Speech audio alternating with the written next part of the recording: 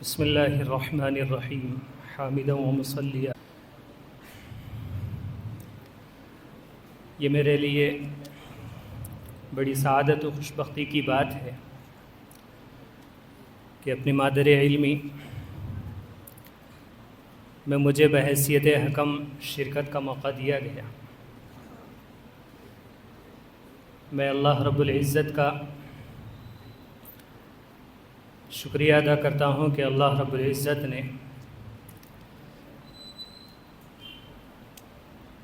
مجھے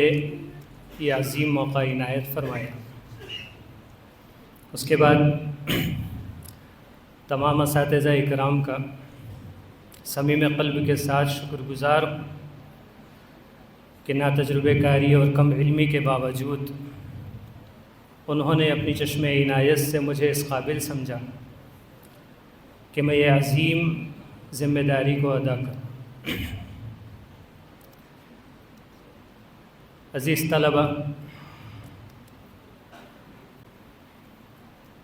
مجھے چونکہ اساتذہ کی جانب سے یہ حکم دیا گیا ہے کہ اپنے تاثرات کا اظہار کروں،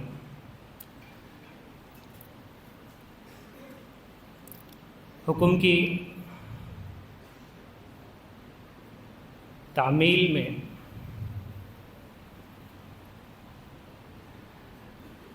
دو باتیں بکھرے ہوئے انداز میں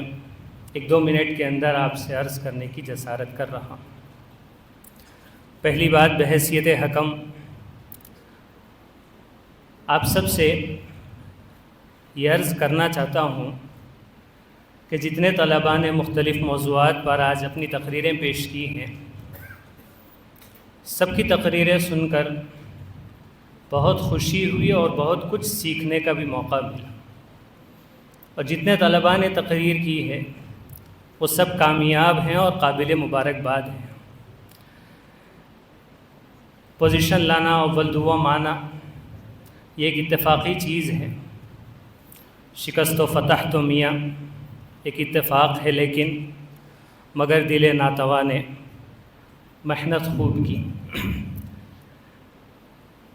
اس لیے تمام طلباء جنہوں نے یہاں پر مظاہرہ پیش کیا ہے بہت مبارکباد ہیں، اور سب کو یہ سمجھنا چاہیے کہ وہ بہت کامیاب ہیں۔ لیکن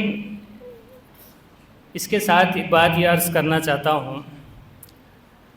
کہ آپ یقیناً کامیاب ہیں کہ آپ یہاں تک آئے اور اپنی معافی ضمیر کو آپ لوگوں نے پیش کیا، لیکن یہ مکمل کامیابی نہیں ہے، یہ کامیابی کا آغاز ہے۔ اسی لیے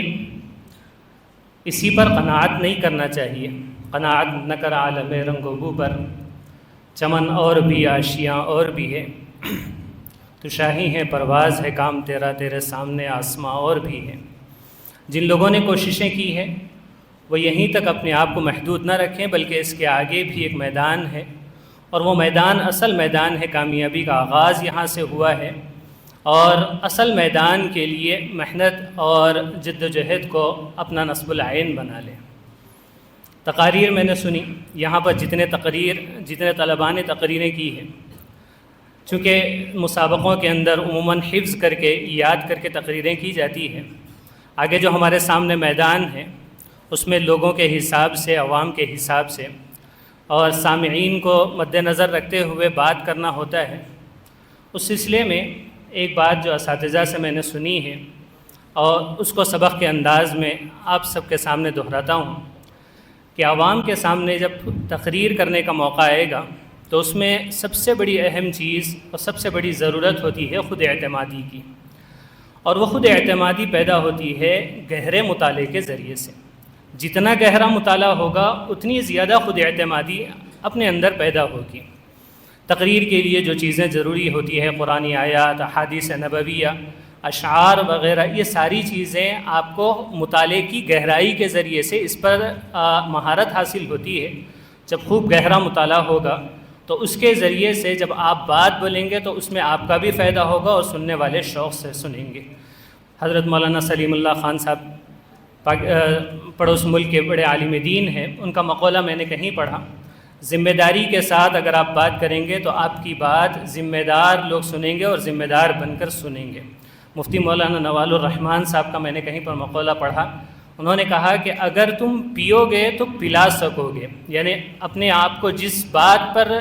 جو بات آپ کو سامعین کے سامنے پیش کرنا ہے اس پر خود سیراب ہوگے اور کثرت مطالعہ ہمارے سامنے ہوگا تو سامنے والوں کو سیر کر سکتے ہو۔ استاذ مکرم مفتی ابوبکر جابر قاسمی صاحب سے اکثر یہ لفظ سننے کو ملتا ہے،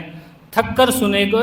سناؤ گے تو لوگ تھک کر سننے کے لیے آئیں گے۔ خوب گہرا مطالعہ ہوگا، مطالعے کی گہرائی ہوگی، سرسری مطالعہ نہیں ہوگا، تو اس کے ذریعے سے بولنے میں بھی فائدہ ہوگا اور سننے والے بڑے شوق سے سنیں گے۔ یہ ایک بات ہے جو میں نے آپ حضرات کے سامنے بکھرے ہوئے انداز میں رکھی ہے۔ میں آخر میں پھر ایک مرتبہ تمام اساتذہ کرام کا تہہ دل سے شکریہ ادا کرتا ہوں کہ نہ تجربے کاری کے باوجود، نہ کم علمی کے باوجود اساتذہ نے یہ موقع عنایت فرمایا کہ طالب علمی کے زمانے میں